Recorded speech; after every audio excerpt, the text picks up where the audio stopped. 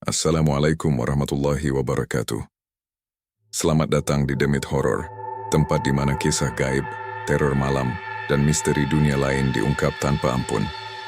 Di sini kamu akan mendengar cerita-cerita yang tak hanya bikin merinding, tapi juga bisa menghantui tidurmu. Suara bergema pelan, efek suara langkah kaki atau pintu berderit. Matikan lampu, pasang headsetmu, dan bersiaplah, karena kamu sedang memasuki dunia Demit Horror. Nada berubah sedikit lebih santai tapi tetap misterius. Jangan lupa untuk like, komen, dan subscribe agar kamu nggak ketinggalan kisah-kisah horor terbaru dari kami. Dan ingat, di balik setiap cerita selalu ada sesuatu yang mengintai. Malam itu udara di desa Karangsari terasa lembab dan dingin. Kabut turun pelan-pelan dari arah bukit, menyelimuti jalan kecil yang sepi. Di tepi jalan itu tampak sebuah warung sederhana dengan papan kayu bertuliskan cat merah pudar. Warung Pecel Bu Sarmi. Buka 24 jam. Lampu Petromax di depan warung berayun pelan diterpa angin. Meski malam sudah larut, pembeli terus berdatangan. Tak hanya warga desa, tapi juga sopir truk yang lewat. Bahkan anak muda yang sengaja nongkrong di situ karena katanya nasi pecel Bu Sarmi beda dari yang lain. Tiap kali seseorang menyuap nasi pecelnya, wajah mereka berubah, mata mereka terpejam, napas memburu, seperti sedang menikmati sesuatu yang tidak wajar. Bumbunya gurih, sambalnya pedas pas, tapi di balik itu ada aroma aneh.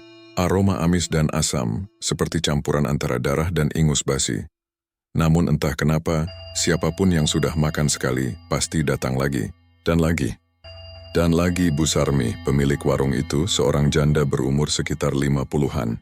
Tubuhnya kurus, rambutnya selalu disanggul berantakan. Tapi yang paling mencolok darinya adalah hidungnya yang selalu meler. Dari pagi sampai malam. Setiap kali ia mengelap hidungnya, lendir bening menetes dari kain yang ia genggam. Kain itu tak pernah kering. Warga sering berbisik di belakangnya. Kasihan Bu Sarmi udah lama pilek ya. Tapi yang lain menimpali, pilek kok rezekinya deras gitu. Ada apa tuh di warungnya? Tak ada yang tahu, dulu Bu Sarmi hanyalah penjual sayur keliling yang hidup pas-pasan. Namun setelah menghilang semalaman ke arah hutan dekat kuburan desa, ia kembali dengan wajah pucat tapi penuh semangat. Sejak hari itu, warungnya yang dulu sepi tiba-tiba ramai luar biasa. Suatu sore, Wulan, anak semata wayang Bu Sarmi, pulang dari sekolah. "Ibu, ini warung kok ramai banget ya sekarang?" "Dulu kan sepi terus," tanyanya sambil melepas tas. Bu Sarmi tersenyum tipis tapi matanya tampak kosong. "Namanya juga rezeki, nak. Ibu dikasih jalan sama yang di atas." Ia melanjutkan meracik sambal, tangannya cekatan, tapi di ujung hidungnya ada tetesan lendir bening jatuh ke cobek tanpa ia sadari. Wulan ingin menegur, tapi lidahnya keluh. Entah kenapa aroma sambal itu malah membuatnya ingin muntah dan lapar di saat yang sama. Menjelang malam, hujan turun deras. Petromax berkelap-kelip. Seorang sopir truk berhenti di depan warung, basah kuyup. "Bu, pecelnya satu ya." "Yang pedes banget," katanya. Bu Sarmi menunduk sambil menyiapkan piring. Saat ia mengaduk sambal, lendir dari hidungnya menetes perlahan ke ulekan menyatu dengan bumbu kacang. Tapi sopir itu tidak melihat. Ketika makanan dihidangkan, ia langsung melahap dengan lahap. "Wah, ini baru pecel. Enak banget, Bu," katanya keringat bercucuran. Bu Sarmi hanya tersenyum tipis menyeka hidungnya lagi. Namun saat sopir itu menghabiskan suapan terakhir, lampu Petromax tiba-tiba redup. Hujan di luar berhenti mendadak. Tiba-tiba hidung si sopir berdarah. Ia tersedak, wajahnya memucat. Bu Sarmi hanya menatapnya tanpa ekspresi, lalu berkata pelan, "Kalau darahnya keluar berarti sudah diterima." Sopir itu segera berdiri membayar, lalu pergi tergesa-gesa tanpa sempat berkata-kata. Beberapa pembeli lain hanya terdiam, tapi tak ada yang berani bertanya. Malam makin larut. Wulan menutup warung. Saat ia membersihkan meja, ia melihat cairan bening menetes dari atas langit-langit. Ia pikir itu air hujan. Tapi ketika disentuh, cairan itu terasa hangat dan lengket. Dari sudut dapur terdengar suara nets. Nets, nets, pelan tapi berirama. Ia menoleh ke arah sumber suara, ke kain putih panjang yang tergantung di dekat tungku. Kain itu penuh bercak lendir kehijauan. "Bu, ini kain buat apa sih? Kok baunya aneh?"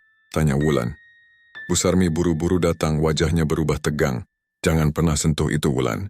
Itu kain sakral, penjaga rezeki kita." Nada suaranya keras, membuat Wulan mundur ketakutan.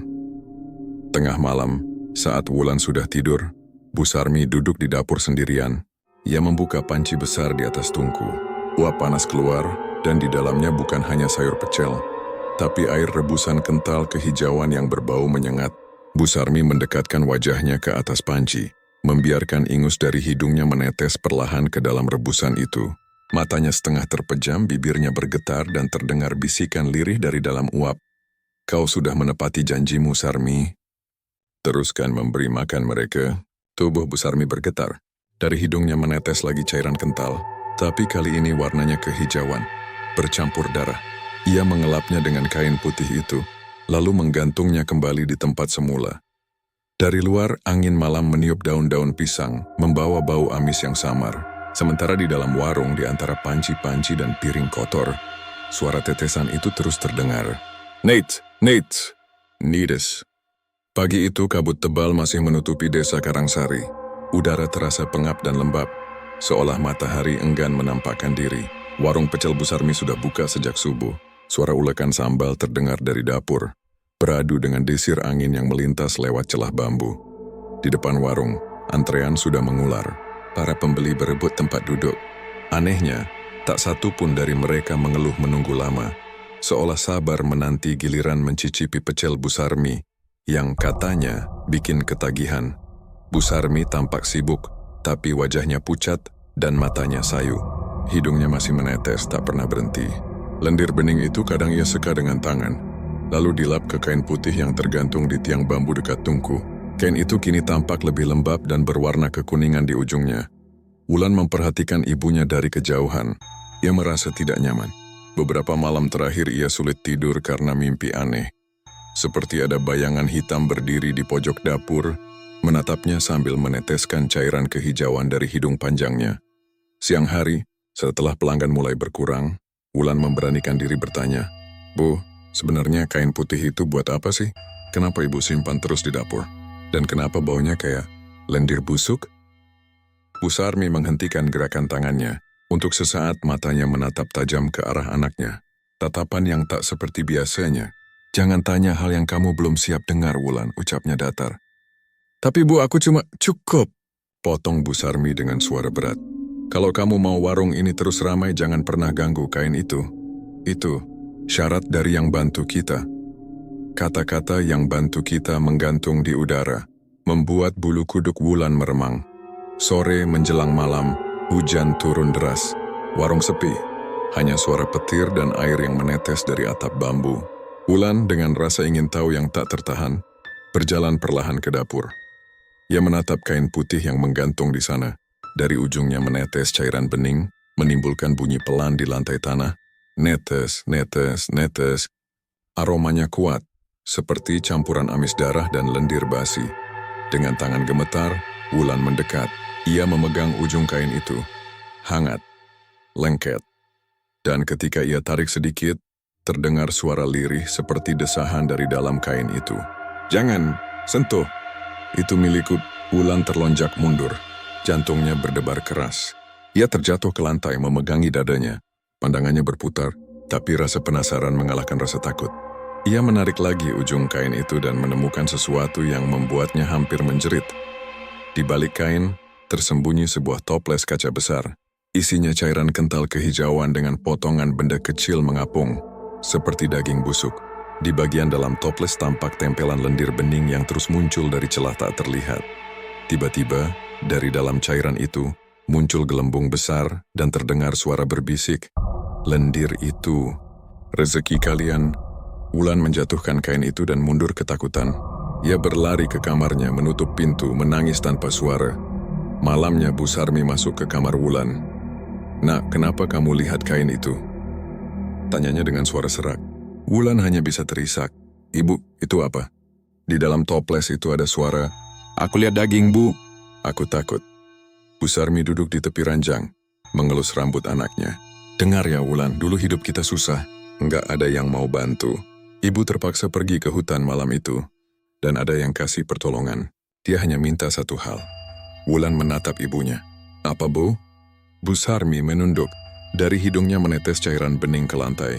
"Dia minta aku menyimpan tetes sucinya. Itu yang bikin rezeki kita nggak pernah habis." Wulan bergidik. "You know, itu bukan rezeki. Itu kutukan," serunya sambil berdiri. Tapi Bu Sarmi tiba-tiba menatap dengan wajah aneh. Matanya merah menyala. Kamu nggak tahu apa-apa. Semua yang kamu makan dari dulu sudah dicampur dengan berkatnya. Wulan terdiam, mulutnya kering. Ia teringat rasa nasi pecel yang selama ini ia makan. Gurih tapi kadang terasa sedikit amis di lidah. Kini semua terasa menjijikkan. Tengah malam Bu Sarmi kembali ke dapur. Ia menyalakan Petromax dan membuka toples besar di balik kain putih itu. Dari dalamnya keluar bau menyengat, seperti lendir membusuk bercampur darah. Ia meneteskan ingusnya ke dalam toples, lalu berbisik dengan suara rendah. Sudah aku beri malam ini, tolong. Jangan ganggu anakku. Dari dalam cairan terdengar suara tawa berat, basah dan bergema. Anakmu, sudah kucium aromanya. Sebentar lagi dia juga akan jadi milikku. Bu Sarmi menutup toples itu cepat-cepat, tapi telapak tangannya gemetar. Dari sela-sela tutup toples menetes lagi cairan kehijauan yang membentuk huruf samar di lantai tanah. WULAN, nama anaknya sendiri. Keesokan paginya, Wulan bangun dengan hidung berdarah dan napas berat.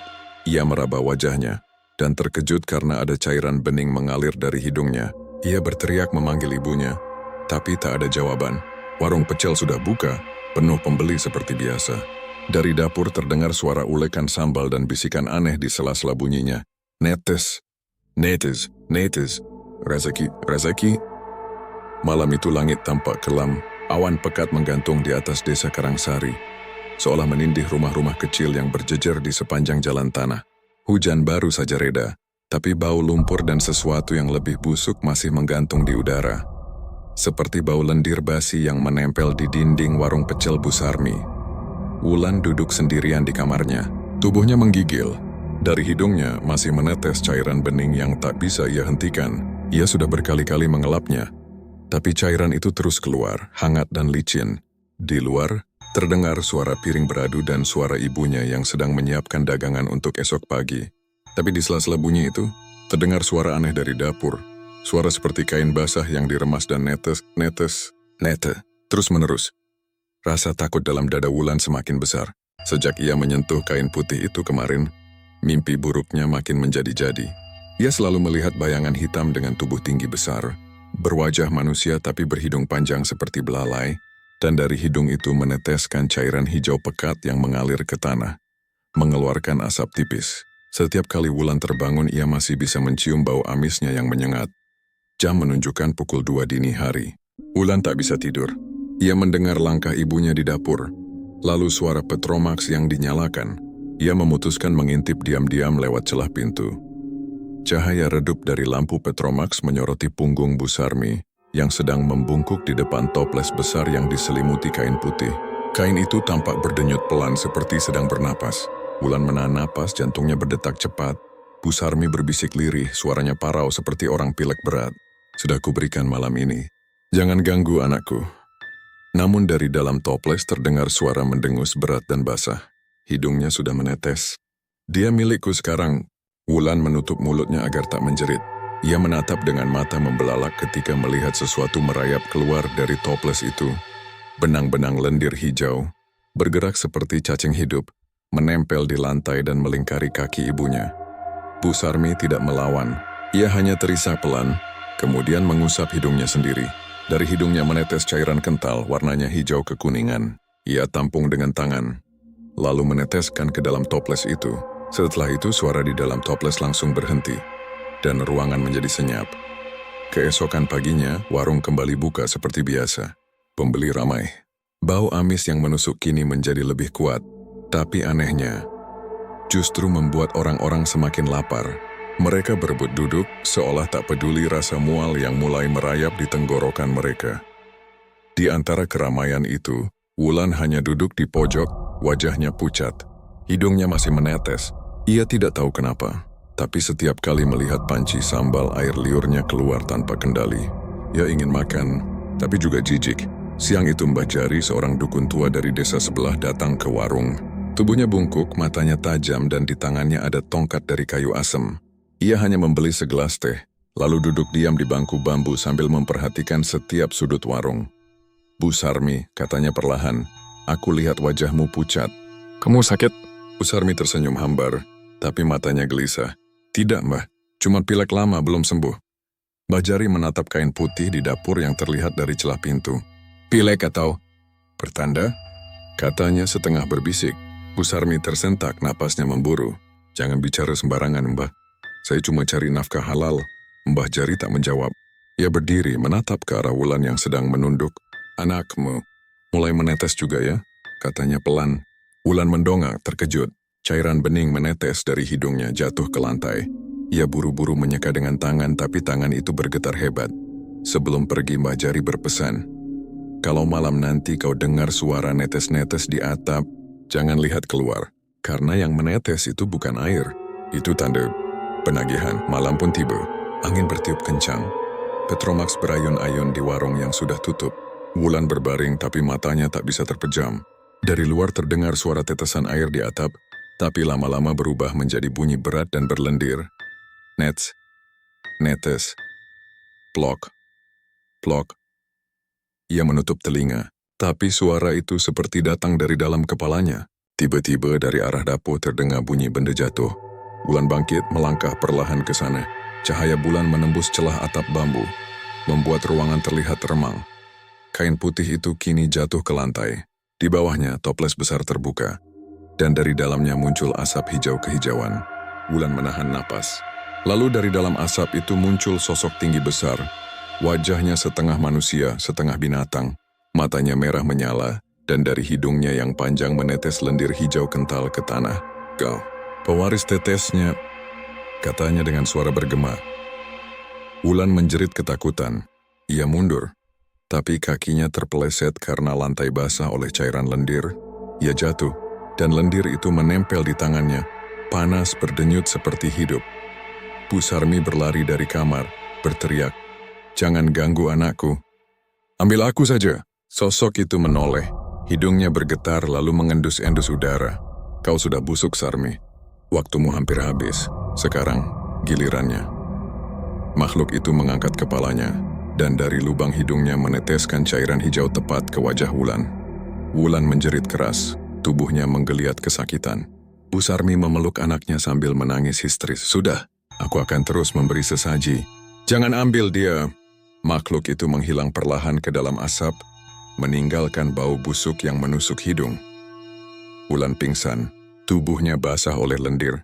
Bu Sarmi menatap kain putih yang kini sobek di lantai, lalu berbisik lirih sambil menatap ke langit-langit. Kenapa aku lakukan ini?" Subuh datang. Dari luar warung, terdengar ayam berkokok, tapi di dalam suasana masih kelam. Kain putih itu kini kering dan kaku. Warnanya berubah menjadi abu-abu kehijauan. Dan di pojok dapur, toples kaca itu kini penuh, sampai ke atas, dengan cairan kental kehijauan yang bergolak pelan, seperti sedang menunggu sesuatu. Dan dari atas atap, suara itu masih terdengar lirih. Netes, netes, netes. Malam itu hujan turun deras, kilat menyambar langit. Menerangi jalanan sepi di pinggir hutan desa Karangsari, seorang pria muda bernama Rian, pengendara motor yang baru pulang dari mengantar barang ke kota, tersesat di jalanan licin itu. GPS di ponselnya tak bisa memuat peta, dan bensinnya hampir habis. Perutnya perih menahan lapar, dan di tengah kegelapan, ia melihat cahaya samar. Lampu Petromax berayun di pinggir jalan, disertai papan kayu tua bertuliskan, "Warung Pecel Bu Sarmi buka 24 jam. Rian menghela napas lega. "Syukurlah, ada warung juga," gumamnya sambil menuntun motornya yang mogok ke halaman tanah becek itu. Begitu ia mendekat, aroma kuat langsung menyeruak. Bau kacang goreng bercampur wangi sambal yang gurih, tapi ada sesuatu yang aneh. Semakin ia dekat, aroma itu berubah menjadi amis dan asam, seperti bau lendir busuk yang sudah lama tak kering. Namun rasa laparnya lebih kuat daripada rasa curiga. Ia pun melangkah masuk. Di dalam warung tampak remang. Hanya ada satu Petromax yang menggantung di atas meja. Dindingnya dari anyaman bambu, sebagian hitam oleh asap. Di belakang meja, duduk seorang wanita tua berkebaya lusuh. Wajahnya tirus, matanya sayu, dan dari hidungnya menetes cairan bening yang ia seka dengan kain putih di pundaknya. "Silakan, Mas," katanya dengan suara parau tapi ramah. "Mau makan apa?" "Pecel, Bu, yang pedas sekalian. Udah lapar banget." Wanita itu tersenyum lemah. "Sabar ya, lagi diulek dulu sambalnya." Ia berjalan ke dapur.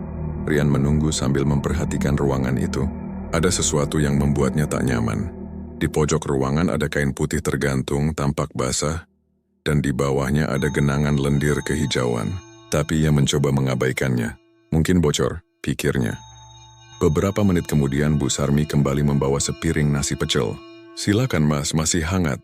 Rian langsung menyuap. Rasanya luar biasa, gurih, pedas, lezat.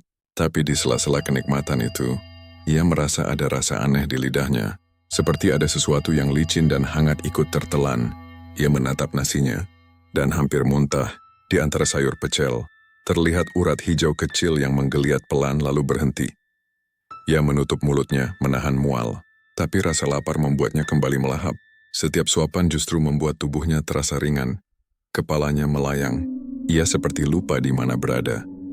Namun, di tengah suapan ketiganya, Petromax tiba-tiba berkelip-kelip. Suara hujan di luar mendadak berhenti. Rian mendengar sesuatu dari dapur.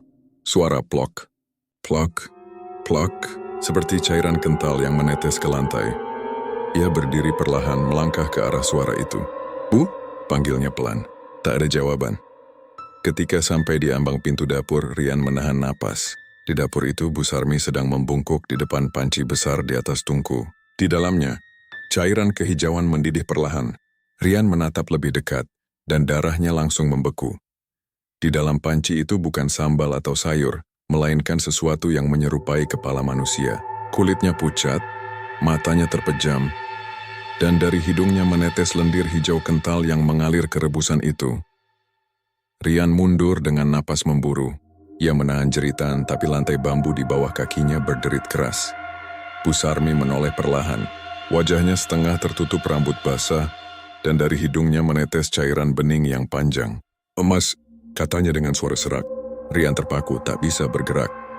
Bu Sarmi tersenyum aneh, bibirnya kering. "Sudah makan kan? Jangan lupa bayar." Rian mundur satu langkah, lalu berbalik lari ke arah pintu depan.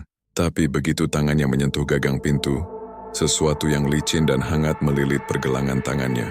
Ia menoleh, benang-benang lendir menjulur dari arah dapur, memanjang seperti tali hidup, menahannya agar tak pergi.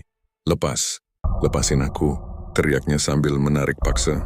Tapi semakin ia menarik, lendir itu makin kuat, makin banyak sampai menempel di pakaiannya. Rasanya panas seperti menempel di kulit dan membakar perlahan. Dari belakang terdengar suara berat, seperti dua suara yang berbicara bersamaan. "Sudah makan, berarti bayar dengan darahmu." Rian menoleh. Bu Sarmi berdiri di ambang dapur. Wajahnya sudah berubah, matanya merah menyala, hidungnya memanjang seperti belalai, meneteskan cairan hijau yang jatuh ke lantai dan mengeluarkan asap tipis. Dari dalam uap itu muncul sosok tinggi besar, sama seperti yang Wulan lihat di mimpinya. Bertubuh manusia tapi berhidung panjang menjulur sampai ke dada, meneteskan lendir kehijauan ke tanah yang berasap. Rian menjerit ketakutan dan berhasil menarik diri dari belitan lendir itu. Ia berlari keluar warung tanpa menoleh. Hujan kembali turun deras, tapi ia terus berlari ke arah jalan. Suara Bu Sarmi terdengar dari belakang, menggema di antara petir. "Kalau darahmu keluar, tandanya sudah diterima." Hahaha. Rian terpeleset di lumpur, jatuh lalu bangkit lagi. Ia tak berhenti sampai warung itu tak terlihat lagi di balik kabut. Keesokan paginya, warga desa menemukan motornya tergeletak di tepi jalan, masih hidup tapi kosong. Tak ada tanda-tanda pemiliknya, hanya ada jejak lendir kehijauan memanjang dari arah warung Bu Sarmi menuju hutan belakang desa. Saat beberapa warga mencoba mendekati warung itu, mereka mencium bau amis yang luar biasa. Dan di lantai dapurnya, mereka menemukan cairan bening menetes dari atap, tapi tak ada air hujan di sana. Salah satu warga menatap ke atas, dan di sana, tergantung dari balok bambu, terlihat kain putih panjang berayun pelan masih basah oleh cairan bening, dan di ujungnya tertulis samar dengan lendir, "Sudah dibayar." Sejak kejadian hilangnya Rian, suasana desa Karangsari berubah mencekam. Hujan hampir setiap malam mengguyur desa, dan kabut tebal seolah tak mau pergi dari sekitar hutan. Suara jangkrik lenyap, digantikan bunyi aneh yang datang dari arah pepohonan. Seperti seseorang sedang menyedot lendir dengan keras dari kejauhan. Warga mulai membicarakan warung Bu Sarmi yang konon sudah tutup bertahun-tahun, tapi anehnya masih terlihat menyala tiap malam. Beberapa orang yang lewat mengaku mencium bau amis menyengat dari arah sana. bahkan melihat sosok perempuan tua duduk di depan warung sambil mengelap hidungnya dengan kain putih. Tak ada yang berani mendekat, sampai suatu malam Pak Duku memutuskan untuk menyelidiki. Ia tak percaya pada gosip, tapi laporan warga makin hari makin menyeramkan. Banyak yang mendengar suara langkah berat dari arah hutan, dan beberapa ternak ditemukan mati dengan cairan bening menetes dari lubang hidungnya. Malam itu, Pak Duku ditemani dua pemuda desa, Anto dan Bowo, membawa senter dan obor menuju pinggir hutan umbel. Jalan setapak becek, udara terasa berat, dan kabut menggumpal di antara batang pohon beringin. "Pak, yakin mau lanjut? Bau aneh banget di sini," kata Anto dengan suara bergetar. "Tenang, jangan takut. Kita cuma lihat sebentar," jawab Pak Dukuh tegas, meski tangannya sendiri sudah basah oleh keringat dingin. Mereka sampai di depan warung Bu Sarmi. Bangunannya tampak tua dan kusam, dindingnya dipenuhi lumut, tapi dari dalam terdengar suara ulekan sambal. Duk, duk, duk, duk. Pelan tapi ritmis, seperti seseorang sedang menumbuk kacang dengan sabar. Lampu petromax di dalam menyala redup. "Pak, bukannya Bu Sarmi udah meninggal ya?" tanya Bowo pelan.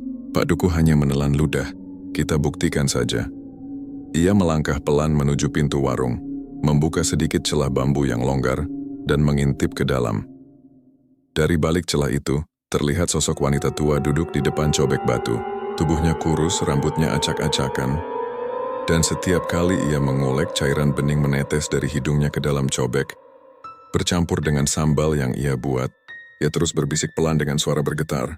"Umbelku, jadi pengikat rezeki. Darahmu jadi tumbalnya." Pak Dukuh menahan napas. Ia ingin mundur, tapi tiba-tiba wanita itu berhenti mengolek dan menoleh perlahan ke arah pintu. Siapa yang mengintip? Suaranya parau, menggema aneh, seperti berasal dari dua mulut sekaligus. Anto terpeleset mundur dan tanpa sengaja menjatuhkan obor ke tanah. Api kecil menyambar daun kering, menyala seketika. Dari dalam warung, Petromax bergetar hebat lalu padam tiba-tiba. Suara berat seperti hembusan napas dari makhluk besar terdengar dari arah belakang warung. Tanah di sekitar mereka berguncang pelan, dan udara menjadi sangat dingin. Dari kabut di belakang muncul siluet tinggi besar dengan hidung panjang yang meneteskan lendir hijau berasap ke tanah. "Lari!" teriak Pak Dukuh. Mereka bertiga berlari ke arah desa, tapi makhluk itu mengikuti dari belakang. Langkahnya berat, tanah bergetar setiap kali ia melangkah, suaranya seperti dengusan babi. Diselingi suara orang mendengus karena pilek. Setiap lendir yang jatuh ke tanah membuat rumput layu seketika. Anto yang paling belakang menoleh. Ia menjerit histeris melihat makhluk itu lebih jelas. Kulitnya kelabu kehijauan, wajahnya tanpa mata, hanya lubang hidung besar yang terus meneteskan cairan hijau kental yang berasap. Dari lendir itu muncul bayangan wajah manusia, wajah-wajah seperti Rian dan orang-orang lain yang hilang. "Pak, tolong saya," teriak Anto. Tapi belum sempat Pak Dukuh menoleh, suara hisapan keras terdengar. Slurp! Dan ketika ia menengok ke belakang, Anto sudah lenyap. Hanya tersisa lendir bening yang meleleh di tanah, masih hangat dan beruap. Pak Dukuh dan Bowo berhasil sampai ke perbatasan desa. Mereka terengah-engah basah kuyup oleh keringat dan hujan, tapi begitu mereka menatap ke belakang, makhluk itu berhenti di batas jalan desa, menatap mereka dengan hidung panjangnya yang menetes.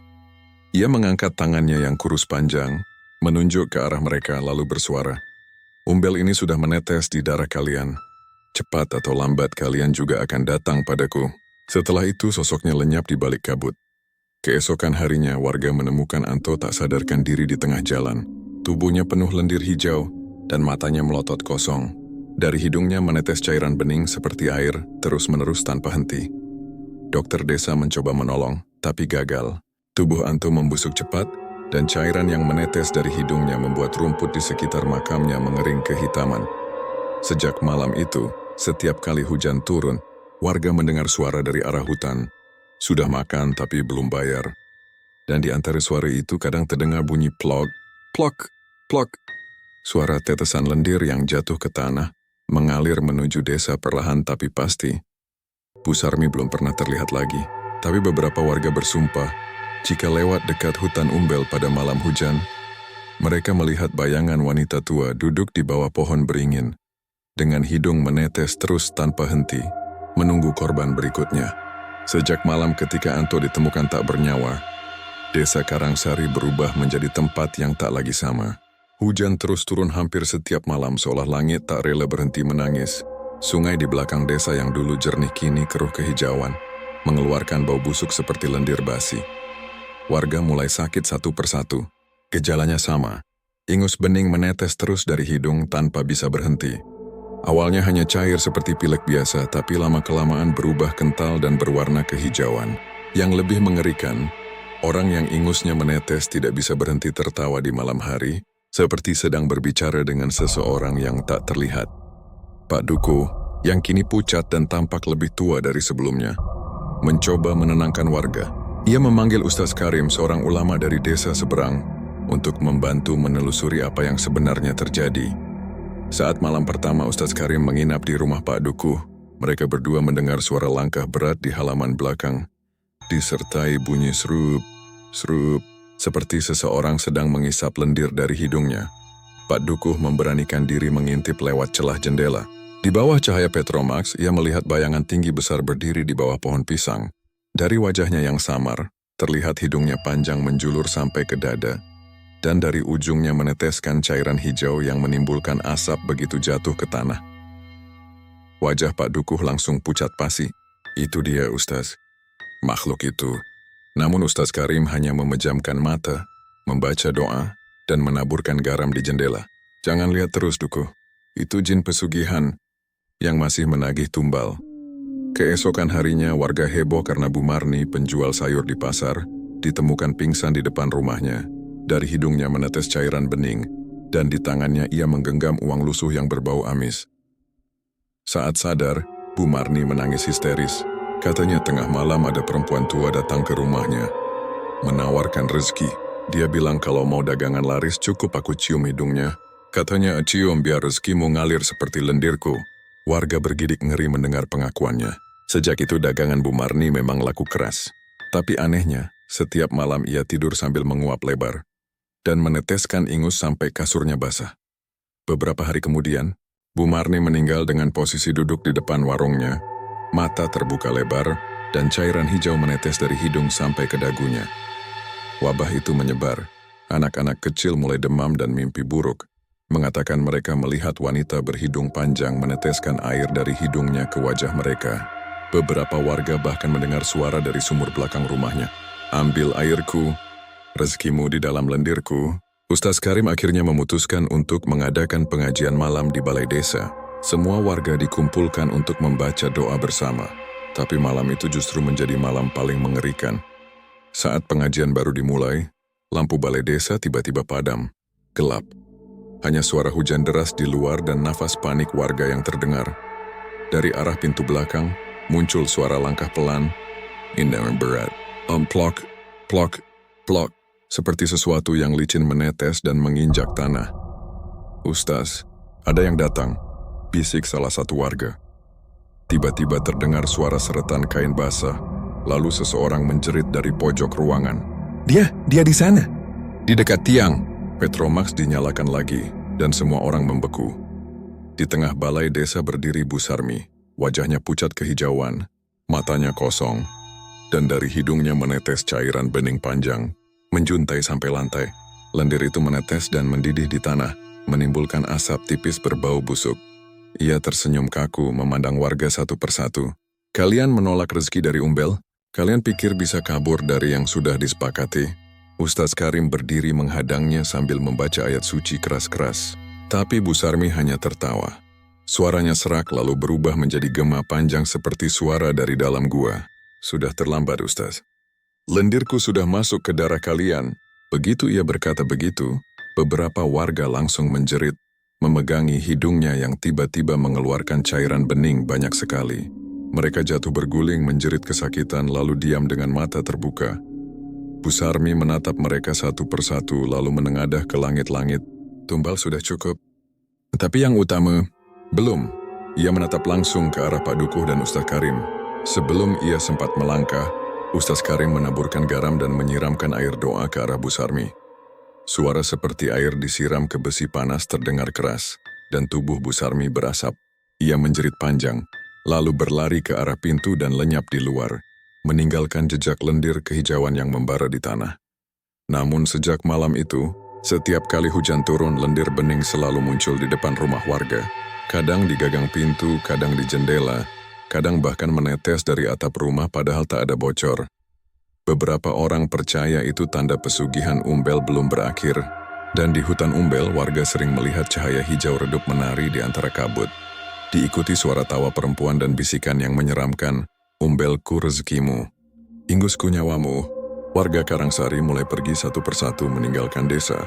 Hanya rumah Bu Sarmi yang masih berdiri di ujung jalan hutan, dengan Petromax yang selalu menyala sendiri setiap malam, dan suara ulekan sambal yang tak pernah berhenti. Malam itu, langit desa Karangsari hitam pekat tanpa bintang. Hujan turun deras seperti biasa, tapi kali ini disertai petir yang menyambar terus-menerus. Suara gemuruhnya mengguncang tanah, dan di kejauhan, hutan Umbel terlihat bersinar samar dengan cahaya kehijauan yang berdenyut seperti napas makhluk hidup. Pak Dukuh berdiri di beranda rumahnya, menggenggam erat tas kecil berisi garam, air doa, dan kitab yang diberi oleh Ustaz Karim. "Kita harus akhiri semua ini malam ini juga." "Dukuh," kata Ustaz Karim dengan suara mantap tapi matanya terlihat khawatir. "Kalau tidak, seluruh desa bisa musnah. Tumbal terakhir belum diserahkan. Dan kalau kita tidak menghentikannya, dia akan memilih sendiri dari darah warga yang tersisa." Pak Dukuh mengangguk berat. Ia tahu ini bukan lagi soal keberanian tapi soal waktu. Sudah terlalu banyak yang mati, dan lendir hijau itu kini bahkan mengalir di sungai kecil di belakang rumah warga, membuat ikan mati terapung. Tanpa menunggu fajar, mereka berdua berangkat menuju hutan Umbel, tempat di mana Bu Sarmi dulu melakukan pesugihannya. Jalan menuju hutan itu kini hampir tertutup kabut. Bau busuk menyengat menusuk hidung, seperti lendir yang basi bercampur bangkai. Setiap langkah mereka menimbulkan bunyi plok, plok, karena tanah berlendir. Dari pepohonan terdengar bisikan halusing, suara perempuan kadang lirih, kadang keras. "Kau datang sendiri. Berarti sudah siap jadi bayaran terakhir." Pak Dukuh berhenti sejenak. "Ustadz, dia tahu kita datang." Ustaz Karim membaca ayat pelindung, tapi suara bisikan itu semakin dekat, seolah mengepung dari segala arah. Lalu, angin kencang bertiup memadamkan obor mereka. Dalam gelap, hanya cahaya kehijauan dari antara pepohonan yang terlihat, cahaya lendir yang menetes dari dahan ke dahan, membentuk jalur menuju tengah hutan. "Ke sana," kata Ustaz Karim lirih. "Disitulah pusat pesugihan ini." Mereka tiba di sebuah lapangan kecil di tengah hutan. Di sana berdiri pohon beringin tua.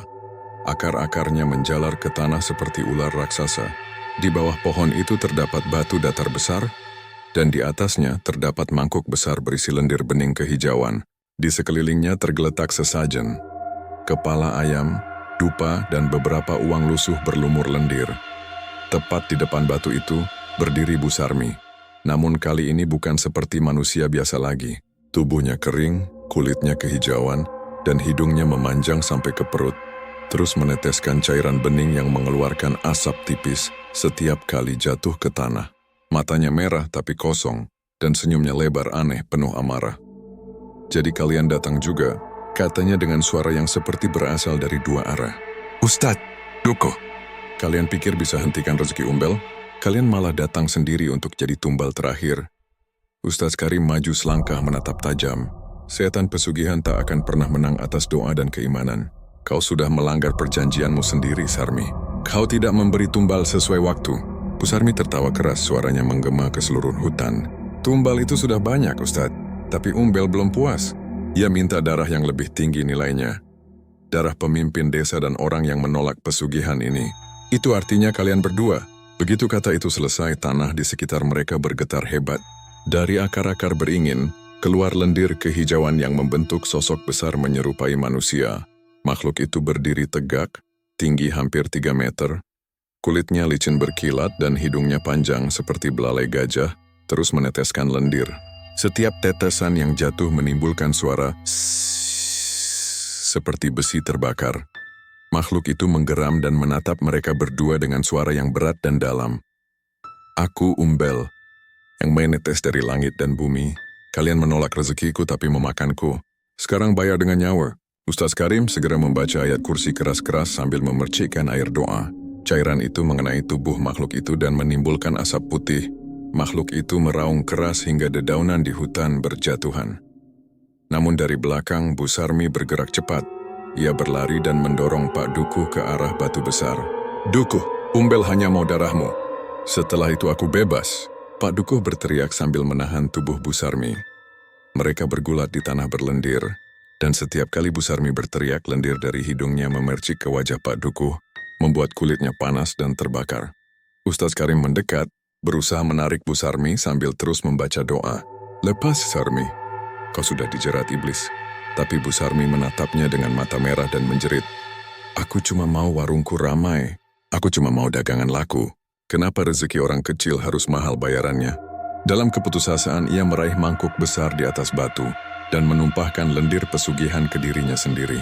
Tubuhnya langsung menggelembung, urat-urat di wajahnya menonjol, dan dari mulut serta hidungnya keluar asap hijau. "Ustaz, lari!" teriak Pak Dukuh. Tapi Ustaz Karim tetap di tempat, menengadahkan kitabnya tinggi-tinggi sambil berteriak, "Dengan nama Allah, aku kembalikan semua yang kotor ke asalnya." Cahaya putih terang keluar dari kitab itu, menyilaukan seluruh hutan. Makhluk Umbel menjerit keras, Bu Sarmi juga ikut menjerit. Tubuhnya retak, lendirnya meledak seperti air mendidih, dan makhluk itu mulai mencair menjadi genangan hijau yang berasap. Dalam cahaya itu, terdengar suara Bu Sarmi yang melemah. "Umbel, ampuni aku. Jangan biarkan aku kering." Lalu semuanya hening. Ketika cahaya mereda, hutan itu sunyi. Pohon beringin tua roboh sebagian, dan di tanah hanya tersisa genangan lendir yang perlahan mengering menjadi abu kehijauan. Pak Dukuh jatuh terduduk, tubuhnya gemetar. Ustaz Karim berdiri lemah, menatap langit yang perlahan mulai cerah untuk pertama kalinya setelah berhari-hari hujan. Kutukan Umbel akhirnya mereda. Namun sebelum mereka keluar dari hutan, Ustaz Karim menemukan kain putih tergantung di dahan pohon, basah oleh cairan bening, dengan tulisan samar seperti goresan jari. "Umbel tak akan kering." Selama manusia masih tamak, mereka tak pernah menceritakan seluruh kejadian malam itu kepada warga. Warung Bu Sarmi diratakan tanah, dan sungai di belakang desa kembali jernih. Tapi setiap kali hujan turun, bau amis samar masih tercium. Dan beberapa warga bersumpah pernah melihat tetesan bening jatuh dari langit. Tapi bukan air hujan. Dan di antara gemuruh hujan, kadang terdengar bisikan pelan. "Ingat, Umbel hanya tidur, bukan mati." 10 tahun telah berlalu sejak malam mengerikan di hutan Umbel. Desa Karangsari kini terlihat damai. Jalanan sudah diaspal, warung-warung baru bermunculan, dan anak-anak bisa bermain tanpa rasa takut. Tak ada lagi suara lendir menetes, tak ada lagi bau amis yang menusuk hidung. Namun kedamaian itu ternyata hanya tidur sementara, karena apa yang dikubur di bawah tanah tak pernah benar-benar mati. Sore itu, Lina, seorang gadis muda berusia 20 tahun, sedang membersihkan gudang tua di belakang rumah peninggalan neneknya. Rumah itu sudah lama kosong, karena dulunya milik seorang wanita yang katanya pernah berurusan dengan hal gaib. Tapi Lina tidak percaya hal-hal begitu. Ia hanya ingin merenovasi rumah itu untuk dijadikan warung makan.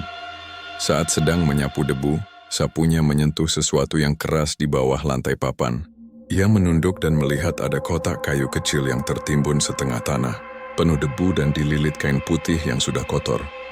Dengan rasa penasaran, ia membuka lilitan kain itu. Dari dalam kotak keluar bau amis menyengat. Di dalamnya ada batu kecil berbentuk mangkuk, dan di dasar mangkuk itu ada cairan bening kental, masih basah, seperti baru saja menetes. Lina mengernyit. "Aneh banget, 10 tahun di tanah tapi masih basah," gumamnya. Ia menutupnya lagi dan menaruhnya di atas meja dapur. Sejak saat itu hidupnya berubah. Malam pertama di rumah itu terasa aneh. Angin berhembus lewat jendela, membawa aroma seperti daun busuk bercampur amis. Lina mendengar suara dari dapur, duk-duk-duk seperti ulekan batu. Ia pikir tetangga sedang masak, tapi ketika ia turun dapurnya kosong. Namun di meja, kotak kayu itu terbuka, dan mangkuk kecilnya kini kosong. Di sekitarnya ada jejak cairan bening mengalir ke lantai, menetes perlahan menuju ke bawah pintu. Lina mengikutinya dengan senter. Jejak itu berakhir di halaman belakang, tepat di bawah pohon pisang. Di sana ia melihat genangan lendir kecil, dan di tengahnya berdiri seekor kodok besar yang menatapnya dengan mata manusia.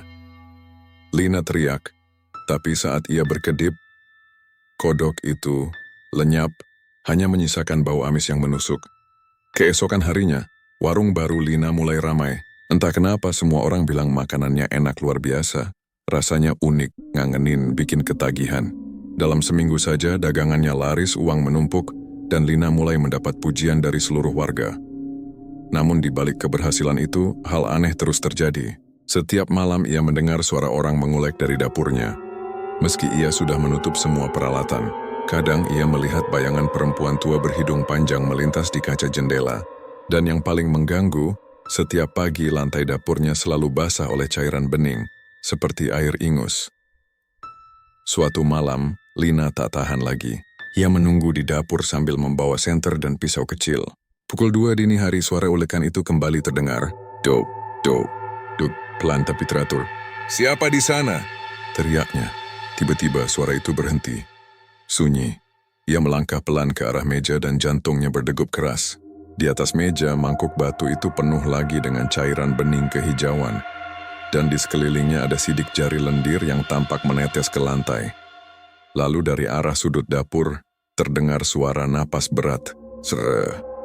Lina menoleh dan di sana, seorang perempuan tua berdiri, dengan hidung panjang meneteskan lendir ke tanah. "Sudah waktunya cucuku." Umbel nggak suka kalau rezekinya diambil tanpa syarat. Suara itu serak dan bergema. Lina mundur sambil gemetar. "Siapa kamu?" "Pergi dari rumahku." Perempuan itu tersenyum aneh. "Namaku dulu Bu Sarmi. Mungkin kau dengar kisahku. Dan sekarang kau yang buka perjanjian lama itu." Lina berlari ke kamar, tapi setiap pintu yang ia buka muncul lendir menetes dari atas. Dinding retak. Suara tawa perempuan menggema dari segala arah. "Umbelku rezekimu. Umbelku rezekimu." Dari cermin ia melihat bayangan dirinya berubah. Hidungnya tampak memanjang sedikit, dan dari lubangnya menetes cairan bening. Ia berteriak histeris memukul cermin itu sampai pecah. Namun setiap pecahan kaca memantulkan wajah Bu Sarmi di belakangnya, tersenyum. "Tumbal sudah dimulai, Lina. Kau yang memanggilku. Sekarang gantian kau yang menetes."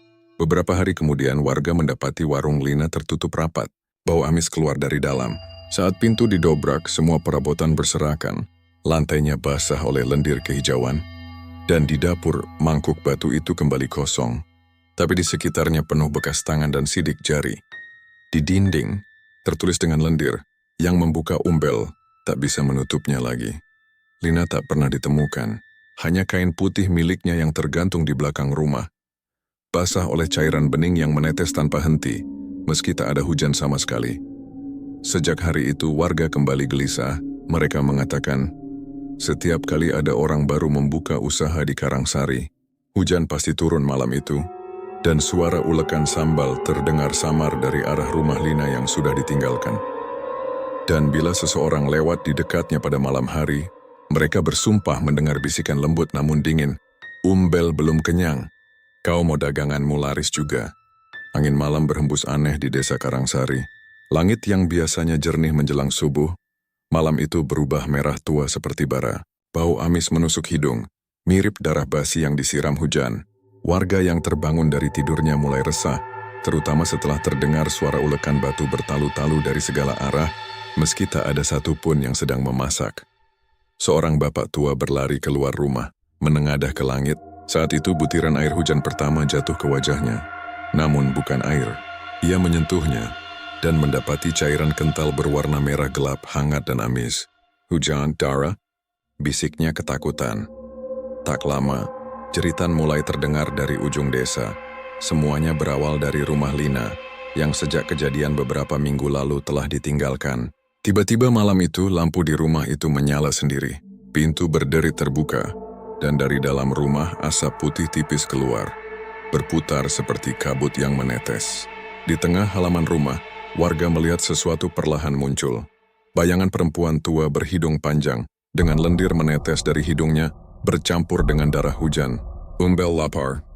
Umbel haus. Umbel ingin tumbal baru." Suara itu seperti menggema dari perut bumi. Tanah di bawah rumah bergetar. Papan-papan kayu terangkat sendiri. Dari bawahnya muncul cairan bening kehijauan, menyebar cepat seperti air tumpah, merambat ke arah rumah-rumah warga. Di warung sebelah barat desa, seorang pedagang bakso bernama Pak Jono sedang bersiap buka. Ia mendengar suara tangisan perempuan dari sumur di belakang warung. Saat ia mendekat, sumur itu bergetar. Air di dalamnya memercik keluar, lalu berubah menjadi lendir kental yang bergelembung. Dari dalam muncul tangan kurus penuh lendir, memegang pipinya. "Now Rezeki Jono?" Umbelmu datang menjemput. Ia menjerit tapi lendir itu menariknya ke dalam sumur. Ketika warga datang, hanya terlihat gelembung besar pecah di permukaan air, menyisakan bau amis dan lendir yang menetes dari bibir sumur. Hujan darah makin deras. Dinding-dinding rumah dipenuhi bercak merah. Di atap rumah warga, muncul sidik jari lendir yang menetes dari genteng ke bawah. Setiap orang yang terkena tetesannya mulai batuk-batuk, lalu dari hidung mereka ikut menetes cairan bening, sama seperti Bu Sarmi dulu. Anak-anak menangis, ibu-ibu menjerit, dan beberapa orang berlari meninggalkan desa. Tapi jalan menuju luar Karangsari tertutup kabut putih kental seperti kabut susu yang menggumpal. Dan dari balik kabut itu terdengar nyanyian lirih. Umbel netes. Rezeki deras. Umbel lapar. Manusia beras. Di tengah kekacauan itu, Pak Lurah Surono bersama beberapa warga nekat menuju rumah Lina. Sumber semua kejanggalan. Dengan obor dan doa-doa di tangan, mereka mendobrak pintu rumah itu. Begitu pintu terbuka, bau amis menyengat begitu kuat hingga mereka hampir muntah. Lantai rumah penuh dengan lendir dan darah yang bercampur. Di tengah ruangan, mangkuk batu peninggalan Bu Sarmi tergeletak, kini mengeluarkan cahaya kehijauan, dan di dalamnya mendidih cairan yang menetes ke tanah. Pak Lurah mencoba menutup mangkuk itu dengan kain putih, tapi kain itu langsung terbakar begitu menyentuhnya. Dari dalam mangkuk muncul wajah Bu Sarmi yang separuhnya hancur, separuhnya masih hidup. Kalian pikir bisa menghentikan Umbel? Ini perjanjian tua, dan kalian semua bagian dari harganya. Tanah bergetar, dan dari setiap pojok rumah lendir bening mulai naik seperti air pasang. Satu persatu warga yang ikut mulai tenggelam dalam cairan itu sambil menjerit. Pak Lurah mencoba keluar, tapi pintu menutup sendiri. Dari balik kaca ia melihat seluruh desa kini diselimuti lendir. Rumah-rumah mencair, atap-atap ambruk. Dari langit hujan darah menetes seperti tirai merah. Beberapa saat kemudian semuanya sunyi. Tak ada jeritan lagi. Tak ada suara ulekan, tak ada langkah kaki. Hanya tetesan cairan bening dari langit-langit rumah Lina yang masih menetes perlahan ke tanah. Tik, tik, tik. Esok paginya, polisi dan relawan datang ke lokasi desa Karangsari. Mereka mendapati desa itu telah lenyap. Yang tersisa hanyalah lumpur basah berwarna kehijauan, seperti lendir, dengan sisa papan kayu, dan beberapa mangkuk batu berserakan di sana-sini. Tak ada mayat, tak ada jejak manusia. Hanya bau amis tajam yang menyengat hingga membuat beberapa petugas muntah di tempat. Dan yang paling mengerikan, di tengah bekas desa itu, berdiri pohon pisang besar dengan daun merah gelap. Di batangnya menetes cairan bening seperti ingus, dan di bawah pohon itu terdapat sebuah papan kayu bertuliskan, "Umbel sudah kenyang." Untuk sementara. Beberapa bulan kemudian, di kota seberang, seorang wanita membuka warung makan baru. Warung itu ramai luar biasa. Orang-orang bilang sambalnya beda dari yang lain, unik, bikin ketagihan. Di dinding warung itu tergantung mangkuk batu tua yang dijadikan hiasan, dan jika diperhatikan dari dekat, di bawahnya selalu ada tetesan bening kecil jatuh ke lantai setiap malam. Meski tak ada bocoran air di atasnya, pesugihan Umbel Meler tak pernah benar-benar mati. Ia hanya berpindah hidung, menetes ke tempat baru, menunggu orang serakah berikutnya yang ingin rezeki instan,